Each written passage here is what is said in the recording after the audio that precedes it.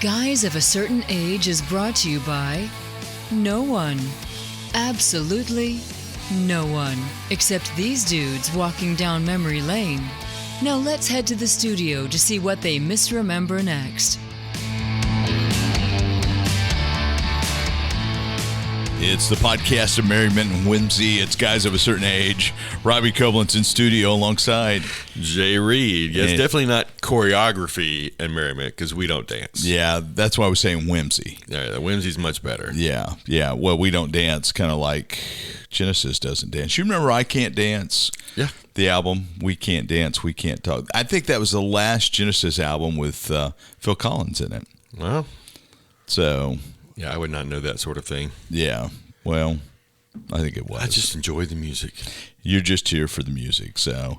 All right, well, look, we're going to talk a few different things. Maybe, I always say it's going to be a shorter episode, but I always lie about that. So let's jump into Geeks of the Week. Who would like to go first? Cricket. Let's see, where's the cricket? Is it crickets? There you go. Jay, would you like to go first? I'll go first this time, and we'll just see if Art shows up, right? I'll turn off the cricket noises. Yeah, so I saw this clip. I don't even know how I ended up seeing this. I think it was random news headline, but there's some kind of meeting you probably knew about, the GTC. No. It has something to do with AI. It's kind of like the big Disney meeting or the big Comic-Con, but it has to do with AI. So Nvidia did a big presentation, and as a part of that, he brought out he being the CEO of Nvidia. The CEO, Jensen Huang, something like that? Sure. Okay. So he comes out, and he's talking about all the things they're doing, and one of the things they're doing is a partnership with Google DeepMind, which scares me, and Disney. And they have created a droid that is real. I mean, it came out, it looked around, it didn't talk, it beeped like droids do on Star Wars, but listen, just a little clip, and I'm going to say words that I don't know what they mean, but it's some sort of physics engine, whatever that means. The word Newton was thrown around. I think that's the name of the model or whatever. It's a robot learning model. So just to hear the guy, this is a Disney guy describing it, how they basically taught it to walk. Like it learned to walk using a combination of some kind of learning and animation that it was following. And so it interacted with the guy. He would say, go stand over there, and he would waddle over and stand it was a little short, little two-legged robot droid, whatever you want to call it.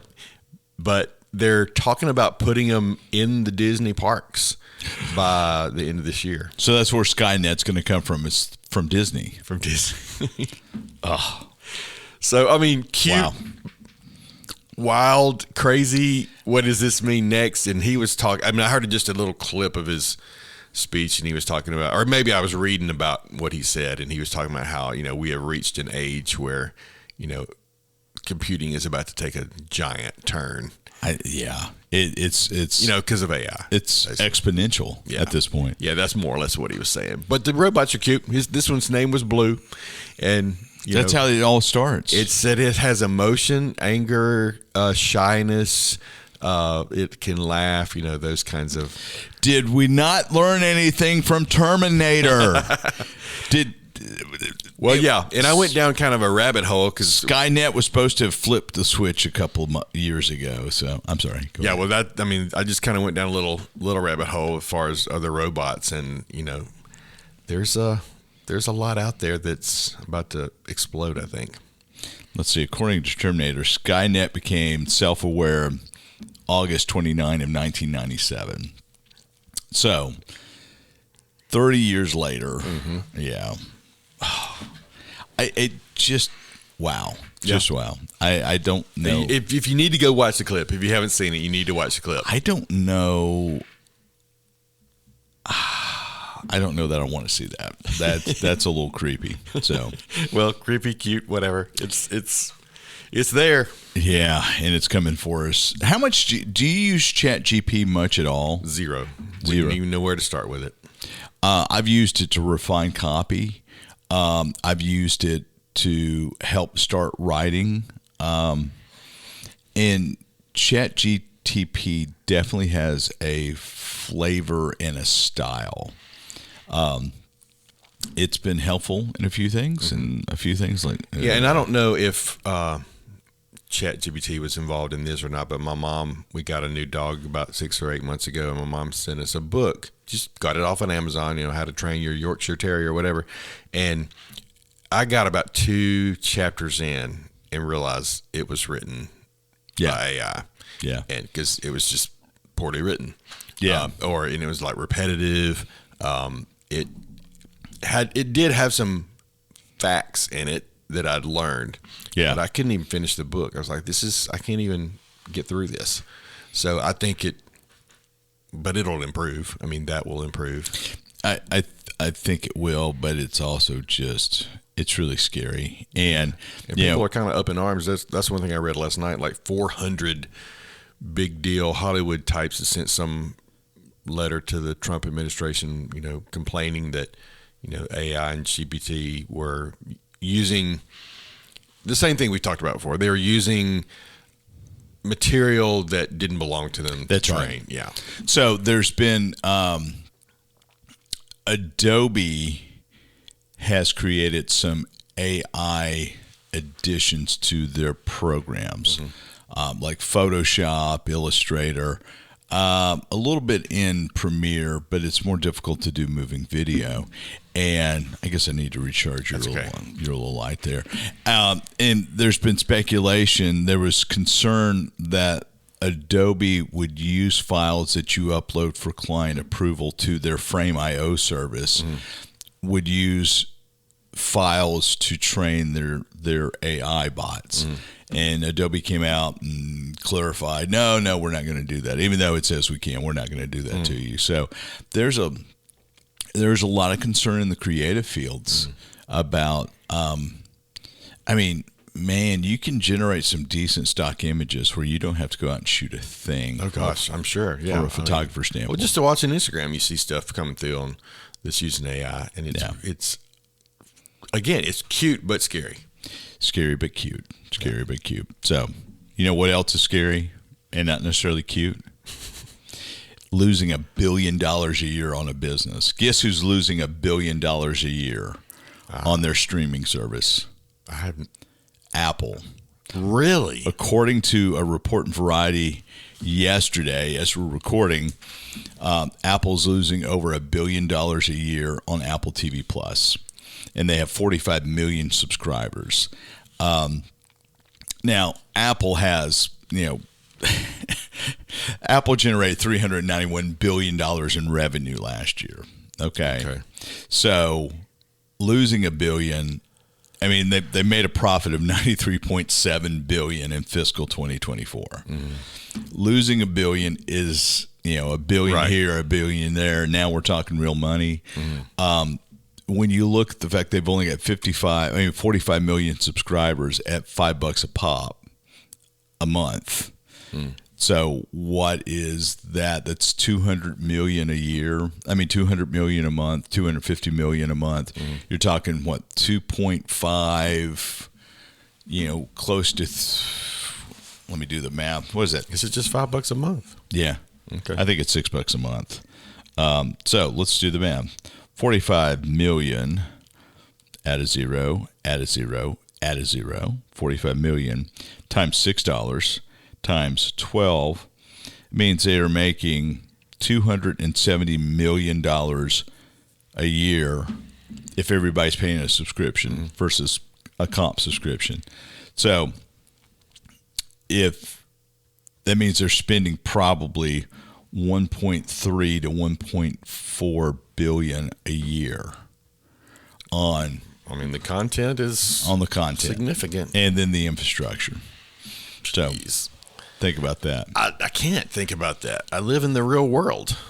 Where this is real money. It's real money, but basically, I'm going to spend $100 to make to lose $97, or no, I'm going to spend $103 to get $3 back. Mm-hmm. So what's the end game in that? What's the value of it later? No idea. I don't know. They just wanted to play too. I want to be in the sandbox too. So let's do it. I guess so. I don't know. I mean, it's not. It's not like we needed the content. It's not that we needed the content, and it's not driving hardware sales. Mm-hmm. You can watch Apple TV Plus on any device now. You don't have to have an Apple TV box, which is how it was originally pushed out. You may or may not remember the only way that you could do iTunes was on an iPod that was Mac only. Mm-hmm. And so that pushed a few people into the Mac ecosystem. Then Steve Jobs realized we've got to open it up to Windows, and then it exploded. So I don't know what the end game is, but we're going to talk. Sorry, Art. We're going to talk Severance second half, the season 2 finale, and Severance. It was announced that there will be a season 3. It's been renewed. They waited till. It's got to be. Well, we'll get to that. If you're losing $1 billion a year, there may not be. Yeah, I mean, Netflix killed. Maybe not a season 3 of Severance, but not a season of anything. Yeah, exactly. Severance has got to be one of the most expensive shows to make. I could see that, and yet some of it is. Well, we'll get to that in a minute. Yeah. So, but think about, Ted Lasso is on there, the morning show. All those. Yeah, there's a lot of money spent. And some very good shows. Their hits have been huge, but there's so much content in there you don't hear about. Yeah. What was it? Wolves, the movie with Brad Pitt Wolves, and George Clooney, which we enjoyed. I think we all enjoyed, but it was not promoted very well. And so the upcoming F1 movie with Brad Pitt from the guy who directed Maverick and Twisters. No, he didn't direct Twisters. He just did Maverick, Top Gun Maverick. That is an Apple film, but it's going to debut in cinema. And I guarantee you the only place you're going to be able to stream it is Apple TV Plus. So spending a lot of money on that one too. Yeah, I'm sure. Have you seen any of the trailers for it? Well, maybe not in a while. They just dropped a new one. That's probably the movie I'm most excited about. More so than Fantastic Four, I think. Okay. So, well, you're a big F1 guy. Yeah. I like F1 quite a bit. So, but anywho, Apple TV, $1 billion a year down the drain. Wow. Yeah. I can't even wrap my mind around that. Yeah, it's crazy. It's absolutely crazy. So, it's kind of it's so stupid you're spending a lot of money. So, but anywho. All right, we're going to take a break. We're going to wrap up Severance Season 2 up next. All right. Severance Season 2 is over with. You and I watched it both last night. What time did you watch it last night? Well, I sat down. It was probably I finished it about 9:30. See, I finished it about 10:30. Yeah, I sat down to watch the 9th episode, and I realized that, it always says coming Friday, but then I'd heard you guys say that it actually came out on Thursday. So I really hadn't planned to watch the finale last night. It just went to the next episode, and there it was. So I thought, well, I've been standing on my feet all day. I'm just going to sit here and finish watching this, and I'm glad I did. Yeah, it's so very different than I was expecting. I had no expectations really, but it was good. I liked it quite a bit. I was confused. So let's walk through it. So you have spoilers. Yeah, spoilers. Big time spoilers. And Art, you and I will talk about this later. You've got Mark Innie and Mark Audi having a conversation about the end game. And I thought that was incredibly well done. So the idea is Mark is recording himself on a little digital camcorder, playing it back like he will record his Audi self talking to his Innie, The innie plays it back, then records a response, and then Mark steps outside of this cabin where he becomes an outie again. Basically like the elevator. Yeah. Yeah. And this goes on and on and on as they're trying to have this conversation, and the innie personality manifests itself and basically advocates for itself that it doesn't want to die. And the outie personality of Mark, who's been there longer, basically says, no, I own you, you know, and we'll integrate you in. You're not going to go away. And I'll take care of you. Yeah. And so it's a fascinating conversation because it turns out that his wife is alive, as we found out this season. She's part of experiments, and the 25th experiment is Cold Harbor. And once Cold Harbor, the data refinement for Cold Harbor is done, then she will be disposed of. She will be killed because Lumen has no more need for her. So the entire... And it sounded almost like all the other innies would be disposed of as well for whatever reason. So we're seeing some of the Lumen grand plan, and it appears that the idea is to create emotional barriers so that you could take away emotional pain. And Mark and Gemma experienced an incredible pain of losing a child, and it was a miscarriage, but that profoundly affected both of them. And so I'm curious how Gemma ended up in the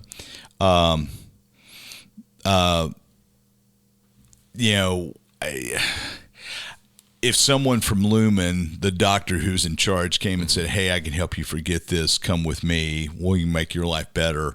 And, then she ends up in a situation that she didn't bargain for. Yeah. But we don't know how that happened. Yeah. So that'd be fascinating to see. But anyway, so the macro data refinement turns out that the 25 scenarios that Mark has been macro data refining, they all correspond to one of Gemma's innies. Rooms, yeah. Yeah, and each of those rooms is an innie for Gemma. She has 25 innies going on, and so Mark is using his emotional attachment, subconscious emotional attachment, to create the innies for Gemma to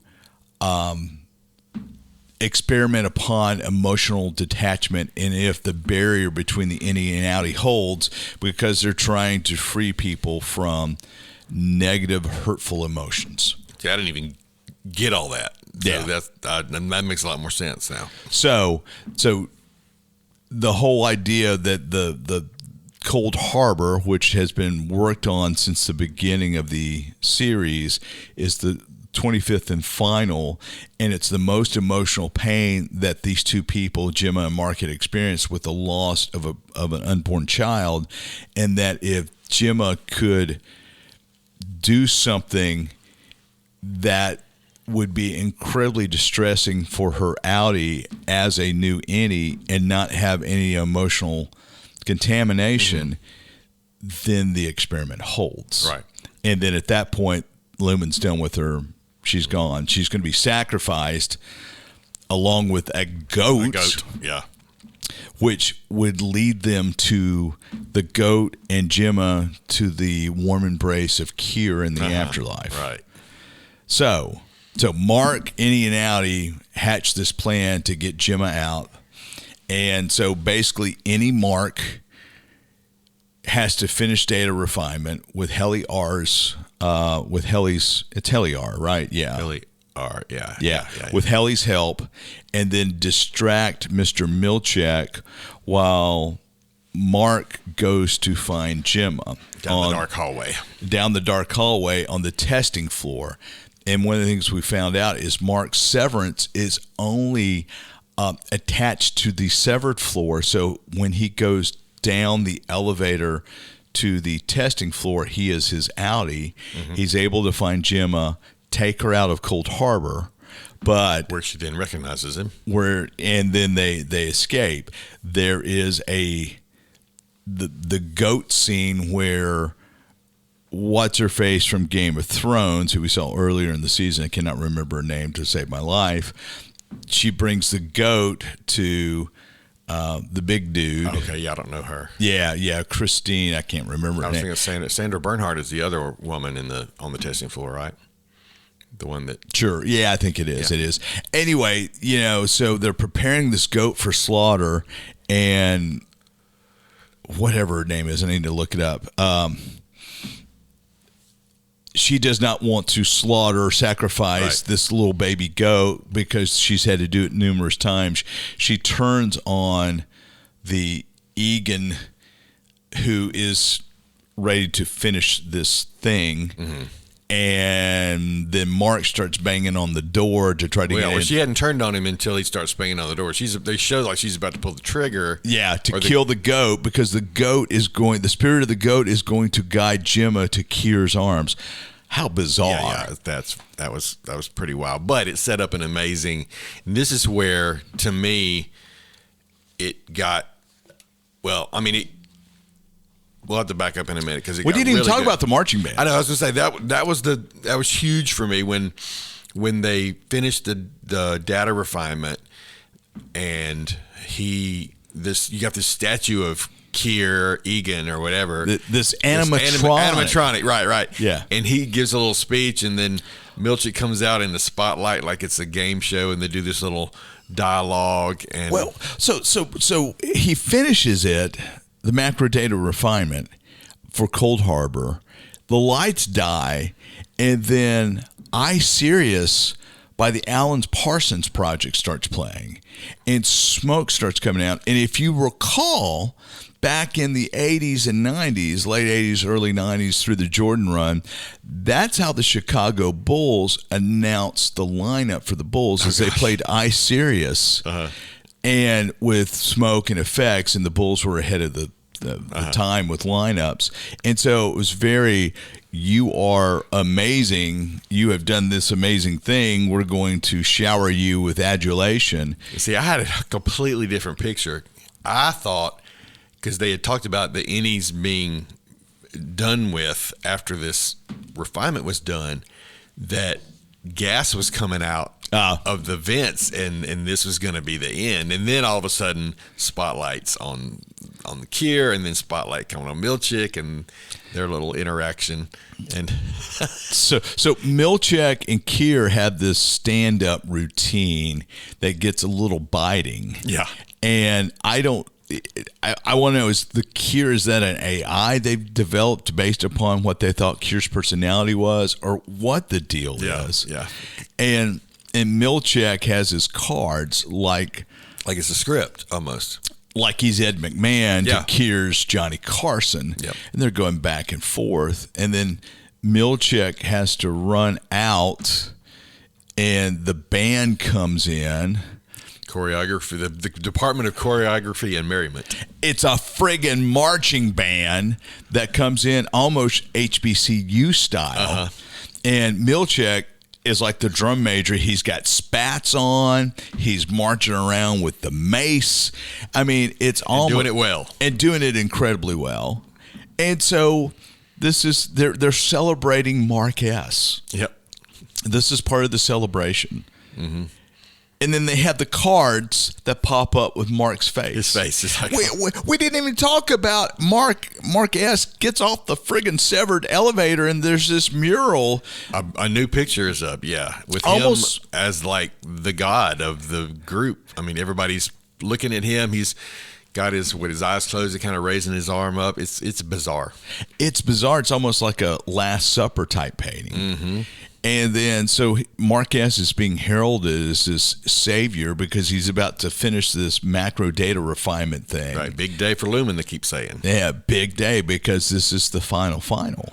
And you're also kind of getting this vibe, like, which heli is this? I think it's the Audi heli. It certainly seemed like it at times, because his dad comes down and tells her he's disappointed in her. And I used to see the face of Kier in you. Yeah. Then you it was really hard to tell which one she was. And maybe we'll find that out in season 3 if there is one. Well, there is one. It's been announced. But if they're Apple. Apple's announced that they're going to do it. This episode was directed by Ben Stiller as well. So it's just absolutely genius. So then we get back to after the band comes in. Mark goes out to save Jenna. Helly and Dylan, they put a vending machine in front of a bathroom door to delay Milchek coming back out. And Dylan's not even supposed to be there. No. Dylan tried to resign, but his Audi wouldn't let him because his wife was having an affair with his Audi. With his Innie, yeah. But the Audi, no, but if you remember the resignation response, he says, do whatever. I kind of like you true. down there. That is true. He could walk away. So Dylan's there. Mm-hmm. We didn't see Bert. I thought we'd see Bert wade in and do something. I was a little disappointed. You mean in the building? Yeah. Yeah. Well, see, that I noticed this. Now, Dylan kind of threw my theory out a little bit, but you have in a series of acts there, you have Bert and Irvin transitioning. So Irvin kind of leaves he makes a big transition out. Dylan looks like he's making a big transition out. He's resigning. Mark is transitioning to whatever this reintegration is. There's a lot of change in, just seemed like a lot of big transitions were happening at the same time. Yeah. Simultaneously. But then Dylan comes back and Miss Wong is sent out to go somewhere. We don't know where or why. She's not happy about it. She has to break her machine, break her little toy, and it's just some difficult scenes. So, but you go ahead. Well, I was going to say, this is like if David Lynch directed The Office with a Pink Floyd soundtrack. Well, I texted y'all in the middle, like, this is the best soundtrack ever. I was talking about the band. Yeah. But at the end, when he's running off with Helly, it was it Mel Torme? I don't know. The music was great though. Yeah. I love the music. Yeah. I mean that part kind of threw me. I knew it was possible, but one thing I noticed too, and I know as a cinematographic person, right, but I'm thinking, what would the adjective be? Cinematographic. Oh, it doesn't matter. You made a word. That's correct. So I'm not the only one who does that. You go from white, blue to black, and then all of a sudden there's this bright red coming in through the blood, and then the red lights, and before it was the red triangle on the elevator, the down elevator, was really the only red in the whole scenario inside the building, and now you've got this whole huge contrast. It gets violent, and so it was exciting there at the end. So Mark and the Egan rep, who I can't remember his name, they get into a battle, and then he's able to break into Cold Harbor to save Gemma, who does not have any idea who he is. She steps out. Drummond. Drummond. She steps out into the hall, and she is now Gemma, sees Mark. They have a reunion. They go to leave. Mark's got to get into the elevator. He goes to the seventh floor. It becomes his innie. And so Mark's innie guides Gemma, gets her outside. Red lights are going everywhere. The first red's introduced there. I mean, the overpowering red, which mimics the blood that's on Mark from the battle with Drummond. Mm-hmm. And then Mark gets Gemma outside and decides, and he has to make a choice between Gemma and Heliar, who's there with him, and he chooses Heliar, the redhead, and they run away. And I guess that red hair is kind of the main contrast up to this point. And so they're running away, and you end with a freeze frame with the red sepia on top of their faces. And they don't look happy in the final freeze frame. Although they did, as they're running through the hall, holding hands, they're smiling at each other, and then you get this freeze frame at the end, and they're not. You know what it reminds me of? The ending of The Graduate. Okay.